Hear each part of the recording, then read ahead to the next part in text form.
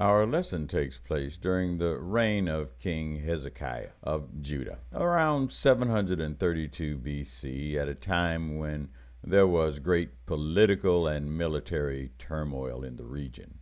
The Assyrian Empire was the dominant power in the Near East, known for its military might and its harsh treatment of conquered people. The Assyrian king had already decimated the northern kingdom of Israel, exiling 10 tribes. Now they had turned their attention to Judah, intending on conquering Jerusalem.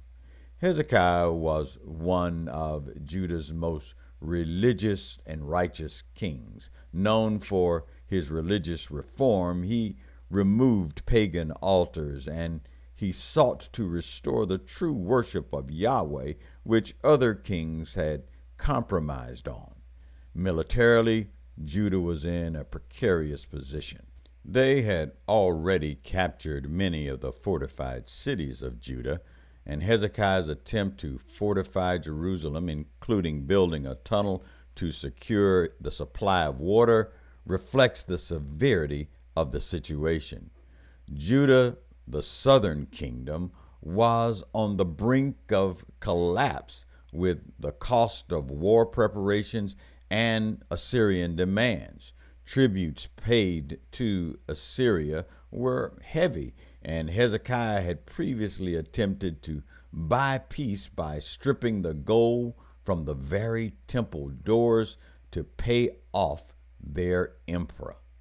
The looming threat from Assyria was a political and spiritual crisis. Israelis, like Americans, expect their leaders to have a plan to save them. Imagine if the president, in an Oval Office address to the nation, had only prayer as his plan. Pundits would eat him alive. Hezekiah's threat response is a humble prayer, reflecting the interconnection between faith and the nation's survival. When he receives the threatening letter from Assyria, he goes to the temple and spreads it before the Lord. This act symbolizes laying his burdens and the fate of the nation before God, acknowledging his helplessness and God's power. He begins his prayer by acknowledging God's sovereignty. His reference to the cherubim connects God's presence to the Ark of the Covenant, emphasizing his holiness and power. Hezekiah contrasts the living God with the idols of wood and stone worshipped by the other nations, highlighting the impotence of these false gods. He acknowledges the devastating power of Assyria, but he appeals to God's honor, asking that God save them so that all nations will know that Yahweh is God. God's response, delivered through the prophet Isaiah, is immediate and reassuring. Because you have prayed to me, I have heard. This shows the power of sincere prayer. The prophecy is both immediate and future-oriented, promising survival in the face of Assyrian aggression and indicating a long-term growth and prosperity. The agricultural metaphor indicates that although Judah has been ravaged and cannot sow or reap in the usual way due to the Assyrian threat, God will provide. There will be enough spontaneous growth for the people to survive, and a clear sign of God's provision.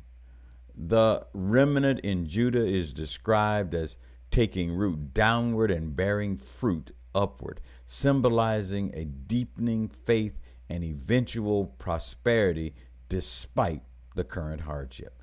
God's zeal will ensure the survival and the flourishing of his people, emphasizing the deliverance of Judah is not just for their sake, but for the sake of God's own name and purpose. Hezekiah's prayer is a model of faith in crisis. He does not rely solely on military strength or political alliances, but places his trust in God's power and righteousness.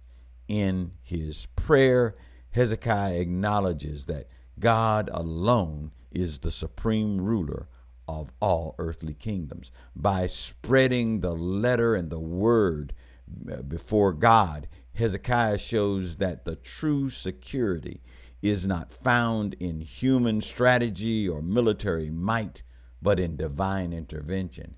Hezekiah's concern is not just for himself, but for the survival of God's reputation amongst the nations.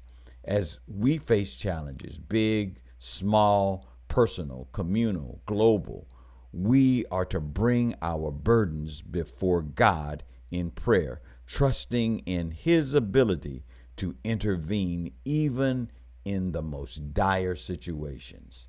Note here, Hezekiah's example teaches believers to turn to prayer first, not as a last response, to trust in the care and the power of God, to believe that he is sovereign, all powerful, and the promise of God's spontaneous provision teaches believers to trust in God's timing and methods of deliverance, even in the darkest hours when it is not yet seeable.